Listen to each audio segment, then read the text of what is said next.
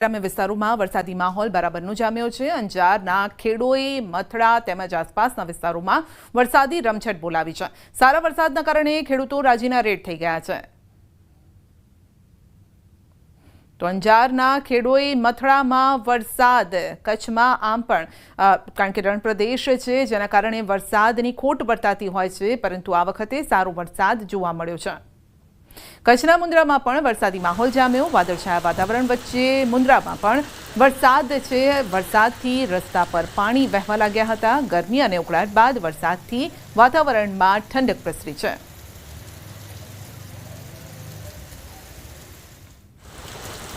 તો દ્વારકા જિલ્લામાં સાર્વત્રિક વરસાદી માહોલ જામ્યો છે। ખંભાળિયા શહેર અને ગ્રામ્ય પંથકમાં પણ વરસાદ છે। ખંભાળિયા તાલુકાના ભાડથર, ઠાકર શેરડી, કેશોદ, વિજલપર સહિતના ગામડાઓમાં વરસાદ છે। તો ખંભાળિયા શહેરમાં પણ ધીમી ધારે વરસાદ શરૂ થયો છે। ગ્રામ્ય વિસ્તારમાં વરસાદ થતા ખેડૂતોમાં ખુશીનો માહોલ છે। જામકંડોરણાના ગ્રામ્ય પંથકમાં ભારે વરસાદ। જામકંડોરણાના રાજપરા, સાતોડળ, બોરિયા, જામદાદર સહિતના વિસ્તારોમાં ભારે વરસાદી ઝાપટું પડ્યું છે। જામકંડોરણા ગ્રામ્ય પંથકમાં પણ વરસાદી વાતાવરણને લઈને ખેડૂતોમાં ખુશી છે। સવારથી જ જામકંડોરણા પંથકમાં વરસાદી ઝાપટા પડી રહ્યા છે।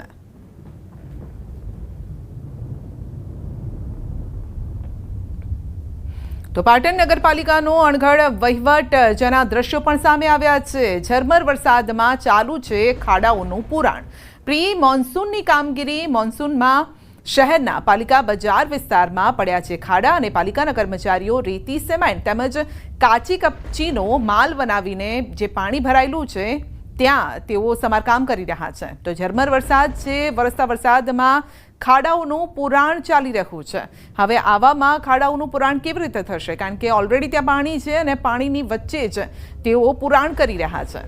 તો પાલિકાના સત્તાધીશોએ પોતાની બુદ્ધિનું પ્રદર્શન કર્યું છે।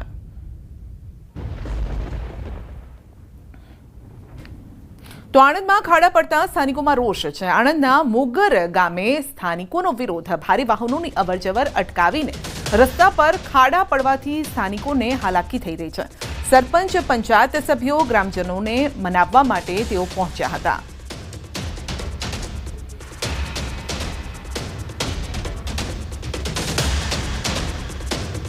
તો રસ્તા પર ખાડા પડવાથી સ્થાનિકોને હાલાકી, ટ્રાફિક જામ પણ થાય છે। આ સાથે ખાડા પડવાથી અનેક વખત અકસ્માતનો ભય પણ સતાવે છે અને જેના કારણે થોડાક જ વરસાદમાં પાણી પણ ભરાઈ જાય છે, જેના કારણે લોકોને મુશ્કેલી નડે છે। સ્થાનિકોને તો મુશ્કેલી નડે જ છે, સાથે અહીંયાથી અવરજવર કરતા જે વાહન ચાલકો છે તે પણ પરેશાન થાય છે।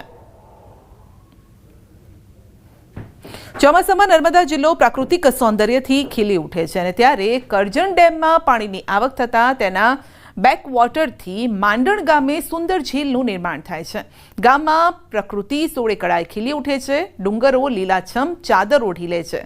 તો અદ્ભુત આ દ્રશ્યો સર્જાયા છે અને આ વર્ષે પણ અહીં પ્રકૃતિ લોકોના આકર્ષણનું કેન્દ્ર બની છે। મોટી સંખ્યામાં પ્રવાસીઓ અહીં પહોંચી રહ્યા છે અને આ જગ્યા વધુ ડેવલપ કરવામાં આવે તો પ્રવાસન સ્થળ પણ બની શકે છે।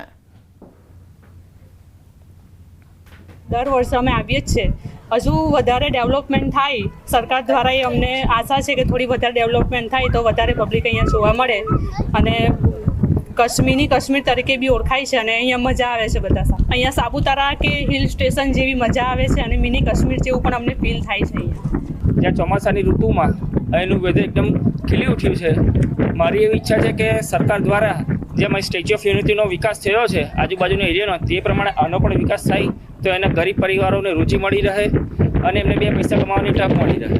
ચોમાસાના વરસાદ પછી આજે નર્મદા નદીનું આ સ્થળ છે એ સોળકળે ખીલી ઉઠ્યું છે। આ સૌંદર્ય ખૂબ સારું છે અને અમને ખૂબ મજા આવી અહીંયા ને કાશ્મીર જેવી અમને ફિલિંગ આવી રહી છે। અહીંયા વારંવાર આવવાનું મન પણ થાય એવું છે। અમે દર વર્ષે પરિવાર સાથે આવીએ છીએ। અહીંયાનું કુદરતી સૌંદર્ય સોળે કળાએ ખીલી ઉઠે છે ચોમાસામાં। સ્ટેચ્યુ ઓફ યુનિટી બન્યા પછી માંડણ ગામ પ્રવાસીઓનું સંખ્યા વધુ આવે છે।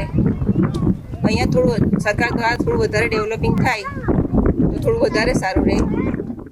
નર્મદા જિલ્લામાં સ્ટેચ્યુ ઓફ યુનિટી બન્યા બાદ મોટી સંખ્યામાં પ્રવાસીઓ અહીં આવતા થયા છે, પરંતુ સાથે સાથે જે નર્મદા જિલ્લાની પ્રાકૃતિક સૌંદર્ય છે જેને જોવા માટે પણ લોકો અહીં આવી રહ્યા છે. ખાસ વાત કરીએ તો આજે આ માંડણ ગામ છે. આ માંડણ ગામમાં કુદરતી સૌંદર્ય એટલું ભરપૂર છે કે આજુબાજુથી તમામ લોકો અહીં આવી રહ્યા છે.